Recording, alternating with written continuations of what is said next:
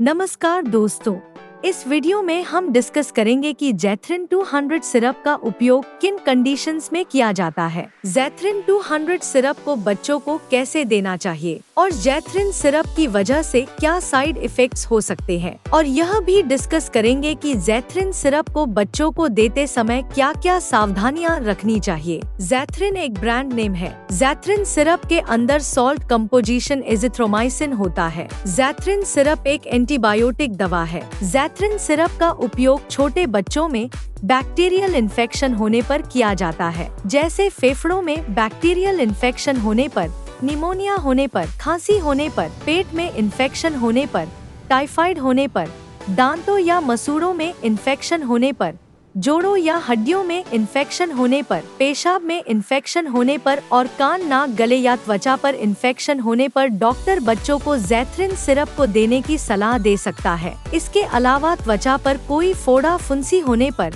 त्वचा पर कोई घाव होने पर या त्वचा पर कोई इन्फेक्शन होने पर भी डॉक्टर बच्चों को ज़ैथ्रिन सिरप को देने की सलाह दे सकता है। शरीर में इन्फेक्शन होने पर बुखार हो सकता है, इसलिए बुखार होने पर भी डॉक्टर बच्चों को ज़ैथ्रिन सिरप को देने की सलाह दे सकता है। इसके अलावा भी बहुत सी ऐसी कंडीशंस है जिनमें आपका डॉक्टर ज़ैथ्रिन सिरप को लेने की सलाह दे सकता है। दोस्तों, अगर आपको वीडियो पसंद आ रहा है तो कृपया वीडियो को लाइक करना व चैनल को सब्सक्राइब करना न भूलें। साइड इफेक्ट्स की बात करें तो वैसे तो ज्यादातर बच्चों में ज़ैथ्रिन सिरप की वजह से कोई साइड इफेक्ट्स नहीं होते हैं, लेकिन कुछ % बच्चों में ज़ैथ्रिन सिरप की वजह से कुछ साइड इफेक्ट्स हो सकते हैं, जैसे उल्टी आने का मन होना, बदहजमी होना, भूख कम लगना, त्वचा पर रैशेस होना, त्वचा पर खुजली होना, मुंह का स्वाद खराब होना, पेट में दर्द होना, सिर दर्द होना और दस्त होना आदि साइड इफेक्ट्स ज़ैथ्रिन सिरप की वजह से हो सकते हैं। कुछ बच्चों में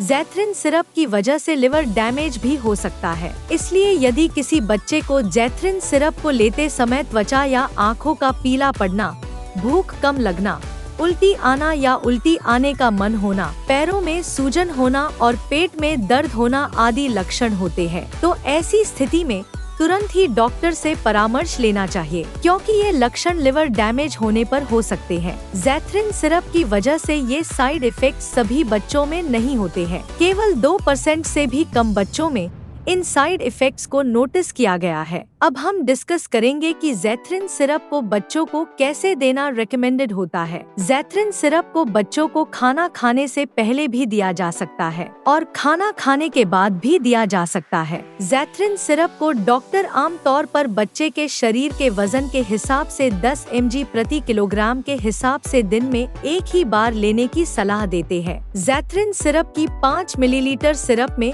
200 mg दवा होती है। उदाहरण के तौर पर मान लीजिए आपके बच्चे का वजन 10 किलोग्राम है, तो 10 mg प्रति किलोग्राम के हिसाब से डॉक्टर 2.5 मिलीलीटर ज़ैथ्रिन सिरप को दिन में एक ही बार लेने की सलाह दे सकते हैं। ज़ैथ्रिन सिरप को डॉक्टर बच्चों को लगातार 3 दिन तक देने की सलाह दे सकते हैं। ज़ैथ्रिन सिरप की डोज, उम्र, शरीर के वजन और बीमारी की गंभीरता के आधार पर कुछ बच्चों में इससे अलग भी हो सकती है, इसलिए आपको ज़ैथ्रिन सिरप को आपके डॉक्टर द्वारा बताई गई डोज में ही बच्चे को देना चाहिए। अब हम डिस्कस करेंगे कि ज़ैथ्रिन सिरप को बच्चों को देते समय क्या क्या सावधानियां रखनी चाहिए। ज़ैथ्रिन सिरप को केवल उतने समय के लिए ही बच्चे को देना चाहिए जितने समय के लिए आपके डॉक्टर ने ज़ैथ्रिन सिरप को देने की सलाह दी है, क्योंकि लगातार ज्यादा लंबे समय तक ज़ैथ्रिन सिरप को बच्चे को देने से एंटीबायोटिक रेजिस्टेंस हो सकता है, और एंटीबायोटिक रेजिस्टेंस होने पर वो एंटीबायोटिक दवा शरीर में काम नहीं करेगी